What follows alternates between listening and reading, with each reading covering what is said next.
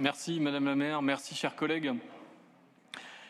Alors les discours entendus, c'est vrai, dans nombre de collectivités ces derniers mois, font état quand même du caractère exceptionnel de la période traversée depuis 2020 avec l'enchaînement successif de la crise sanitaire, de la crise géopolitique, avec le retour de la guerre aux portes de l'Europe, et enfin de la crise inflationniste durement vécue par nos concitoyens.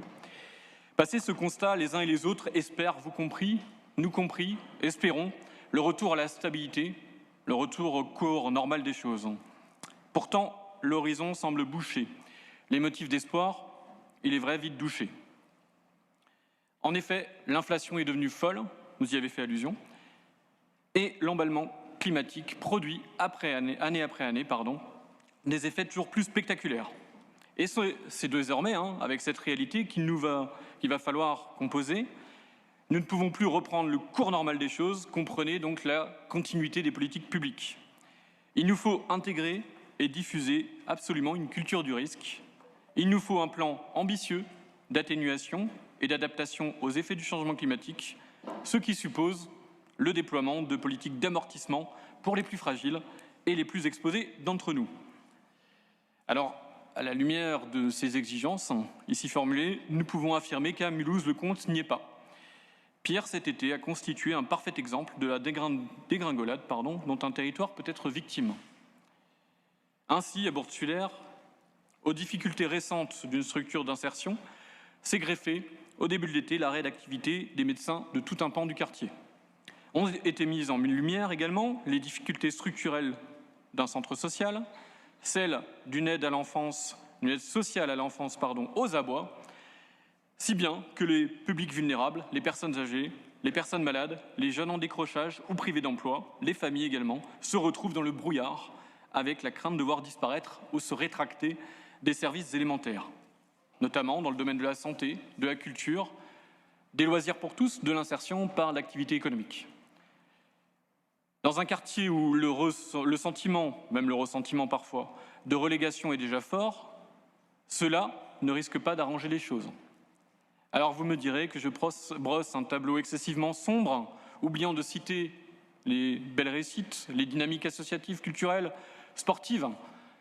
Non, je ne les oublie pas, mais aujourd'hui, il est indispensable de pointer du doigt les manques criants, les territoires à l'agonie, quand, à Mulhouse, nous atteignons la terrible proportion de 41% des personnes de moins de 50 ans sous le seuil de pauvreté.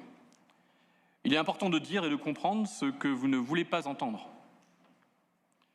D'autant plus dans un contexte où non seulement nous n'attirons plus des médecins, et où en plus nous perdons une vingtaine de policiers sur notre circonscription de sécurité publique. Dans un autre registre, et vous en avez parlé, les récentes inaugurations d'espaces transformés au Drouot ou encore le long du boulevard Roosevelt témoignent incontestablement d'efforts pour mettre en valeur l'espace public et rendre agréable la déambulation. Simplement, on reste un peu sur notre faim et on reste notamment sur des opérations ponctuelles, sans vision d'ensemble pour rendre notre ville résiliente.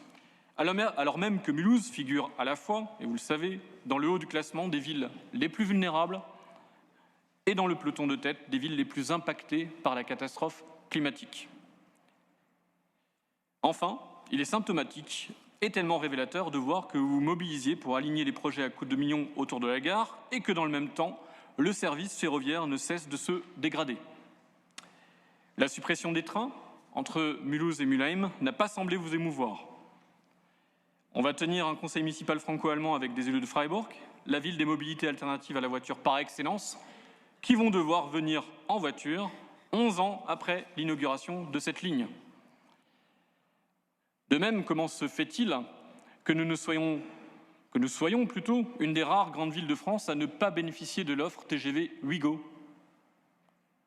Pour une ville paupérisée comme la nôtre, cela devrait aller de soi. Pour évidemment un but simple, la recherche d'économie, pour le droit à la mobilité également. Donc que faites-vous pour cela? Nous aimerions savoir. Et la liste n'est pas finie. Les marquises des quais de la gare sont dans un état épouvantable. Que faites-vous auprès de la SNCF pour réclamer une entrée de ville un peu plus soignée?